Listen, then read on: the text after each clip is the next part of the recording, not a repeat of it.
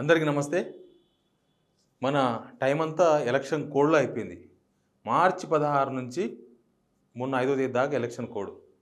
అంటే మార్చి 16 నుంచి April 16, April 16 నుంచి మే 16 2 నెలలు. తర్వాత ఇదొక 15 రోజులు, ఇదొక 10 రోజులు. దాదాపు 3 నెలల కాలం ఎలక్షన్ కోడ్‌లో అయిపోయింది. ఈ ఎలక్షన్ కోడ్‌లో ఏమైందంటే నేనసలు ముఖ్యమంత్రినే కాదు. నేను ఇంక పీసీసీ చీఫ్‌ను. నేనిప్పుడు రాజకీయాలే చేస్తా. నేను ముఖ్యమంత్రిని కాదని చెప్పి రేవంత్ రెడ్డి గారు చెప్పేసిండ్రు అప్పుడే. కోడ్ రాకముందే చెప్పేసిండ్రు.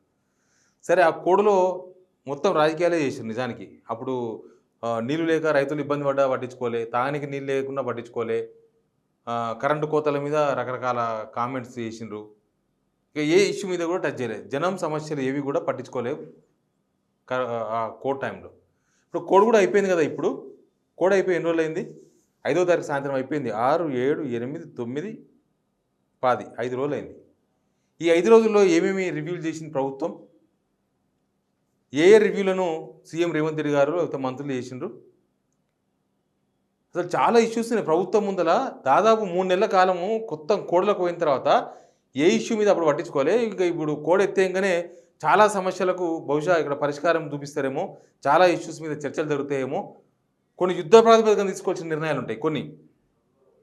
అవన్నీ తీసుకోలేకపోయినరు. ఇప్పుడు చేస్తారేమో అనుకుంటే అసలు ఈ 5 రోజుల కాలంలో ఈ 5 రోజులుగా సీఎం రేవంత్ రెడ్డి గారు సెక్రటరీకి రాలేదు ఫస్ట్. ఎందుకంటే అదేదో వాస్తు అని చెప్పి ఆ ఫ్రంట్ గేట్ మొత్తం బైండింగ్ వైర్తో చుట్టేసిండ్రు. అది ఓపెన్ చేయడానికి పర్మనెంట్ మూసేసిండ్రు.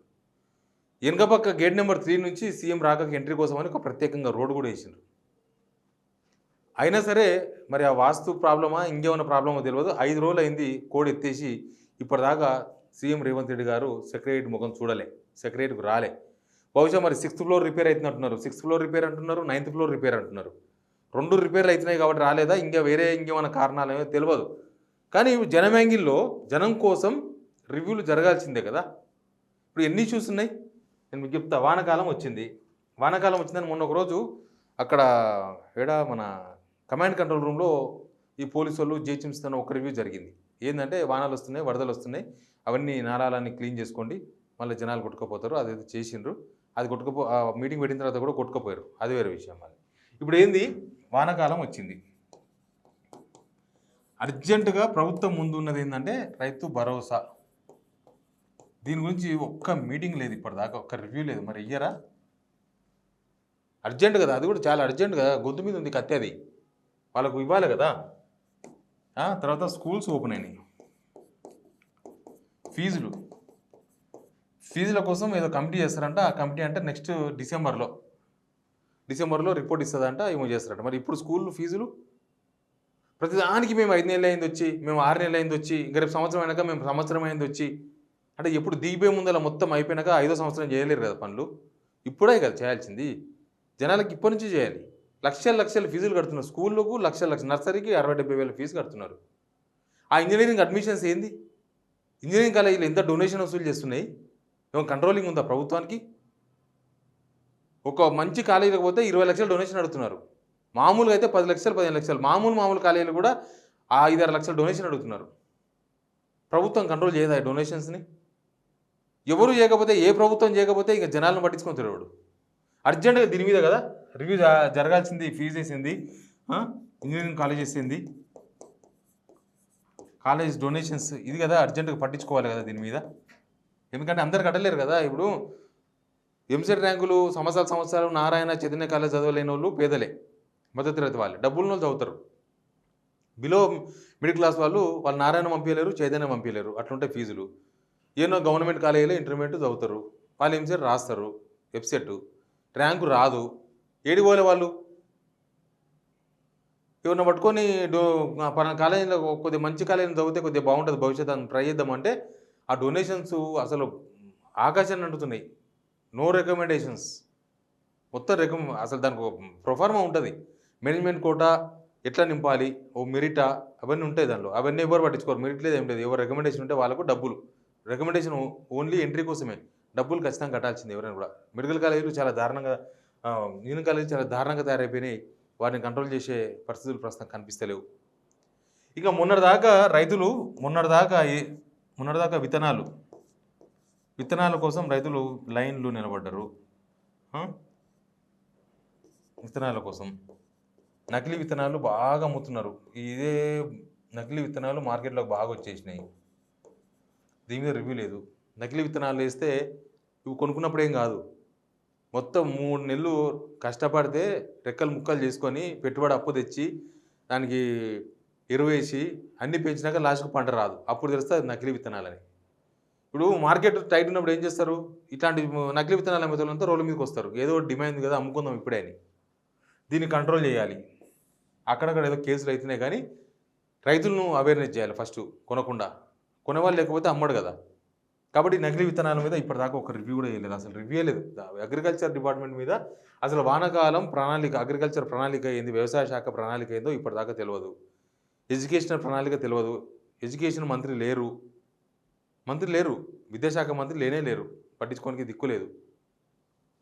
ఆ ఇష్యూస్ ఎవరు అడ్రస్ చేయాలో కూడా తెలియదు.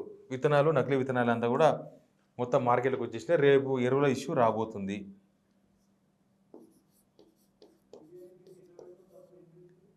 ఎరువుల కరువు మళ్ళీ సేమ్. ఇప్పుడు విత్తనాల కోసం ఎట్లయితే లైన్ ఇవ్వడరు, చెప్పులు పెట్టి అలా జేబులు ఏది ఉంటే అది పెట్టి లైన్లు పెట్టి తెల్లవారుజాము 4 గంటలకి లైన్ ఉండరు చీకటి నుంచి.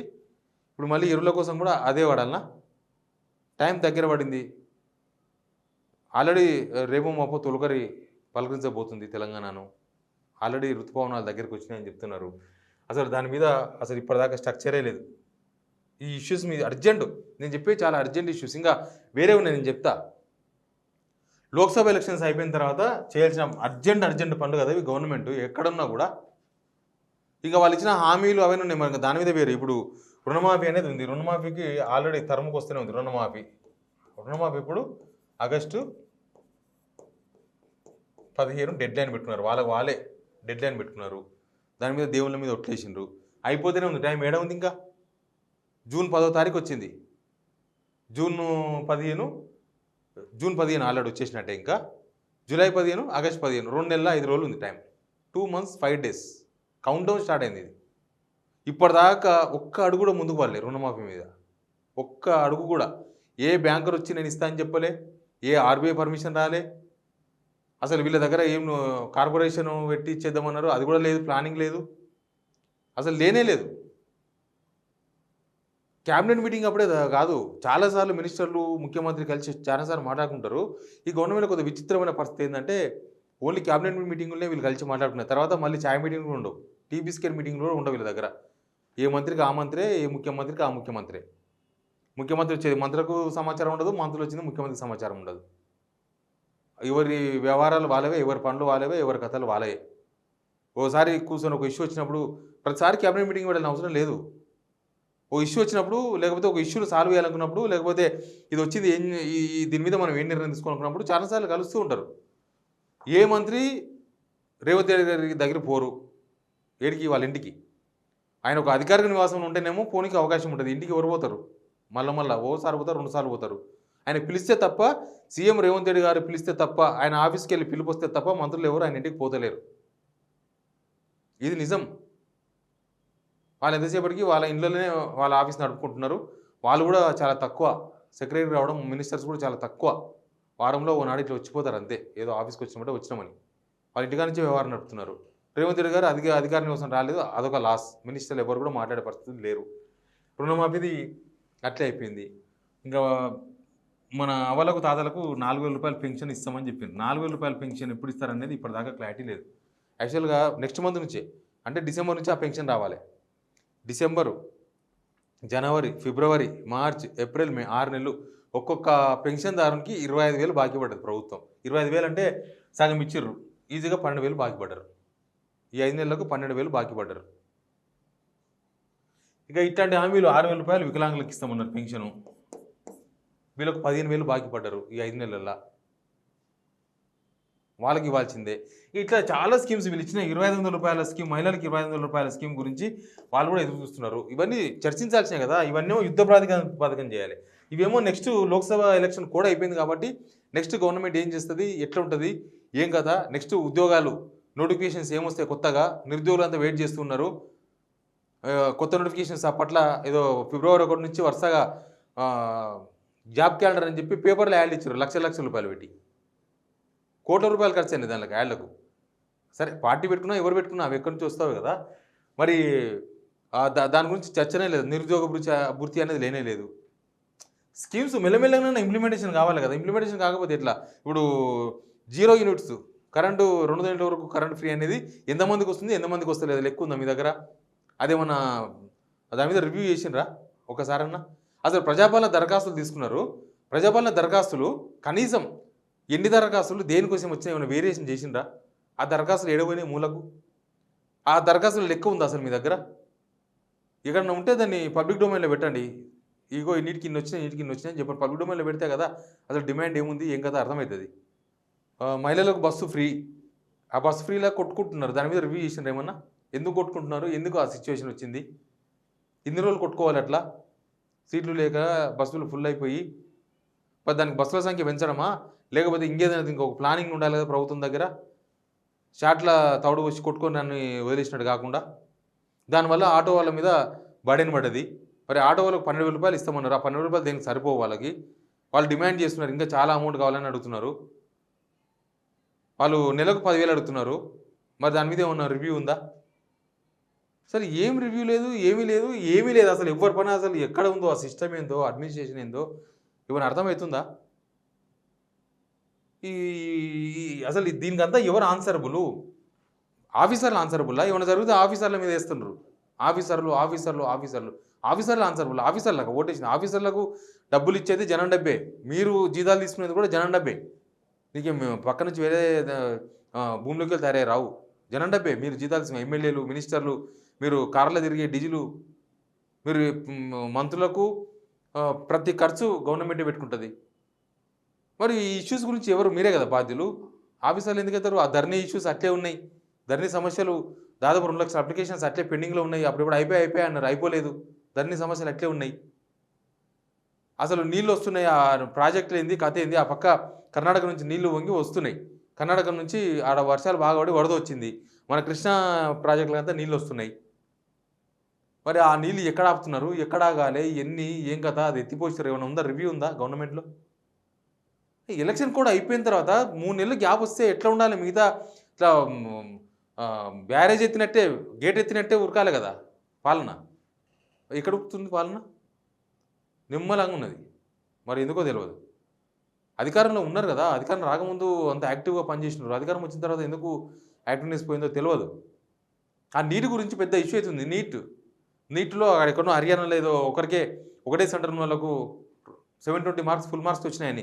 రాష్ట్రంలో నీటి బాధితులు లేరా అసలు? రాష్ట్రం వాళ్ళు లేరా? నీటి బాధితులు లేరా రాష్ట్రంలో? రాష్ట్రానికి ఎన్ని ర్యాంకులు వచ్చినాయి నీటిలో? ఏ ర్యాంకు, ఎంత స్కోర్ వచ్చింది జనాలకి, పిల్లలకి? దాని మీద కూడా రివ్యూ లేదు. దాని మీద ఒక కామెంట్ కూడా లేదు ప్రభుత్వం నుంచి. అది ఏమవుతుంది? సర్కారు ఉన్నట్టా లేనట్టా అసలు ఏమర్థం చేసుకోవాలి? ప్రతిదీ మీరే బాధ్యులు. ఎవ్రీథింగ్. రాష్ట్రంలో ఒక పిల్లానికి కుక్క కరిచినా మీరే బాధ్యతలు. గవర్నమెంటే బాధ్యత దానికి. ఆ లోకల్ ఆఫీసర్ కాదు. మీరు ఆఫీసర్ మీద చర్యలు తీసుకోండి, కానీ జనం మిమ్మల్ని అడిగేది. వాస్తాన్ని కొన్ని రోజులు, కోడని కొన్ని రోజులు, ఢిల్లీ అని కొన్ని రోజులు, ఇదే సరిపోయింది. అసలు మంత్రులకు ముఖ్యమంత్రికి కోఆర్డినేషన్ లేదు.